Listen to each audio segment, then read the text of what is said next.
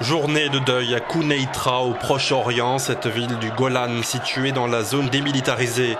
Des milliers de personnes ont assisté aux obsèques des réfugiés palestiniens et syriens tués dimanche dans de violents affrontements avec l'armée israélienne. 23 manifestants ont succombé aux balles de Tsahal et plus de 350 autres ont été blessés le long de la ligne de cessez-le-feu, selon un bilan contesté par l'État hébreu qui évoque seulement 10 personnes tuées et par l'explosion de mines. Les protestataires, majoritairement des jeunes en provenance de Majd al-Shams, voulaient commémorer l'anniversaire de la Naksa, la défaite arabe de 1967.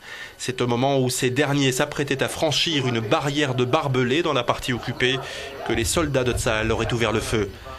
Contrôlé par Israël depuis 1967, le plateau syrien du Golan est un lieu hautement stratégique pour les deux pays, principalement en raison de ses ressources en eau. Il y a 30 ans, 1200 km² ont été annexés par l'État hébreu, mais cette proclamation, à l'instar de Jérusalem-Est, n'a jamais été reconnue par la communauté internationale qui considère ces territoires comme occupés.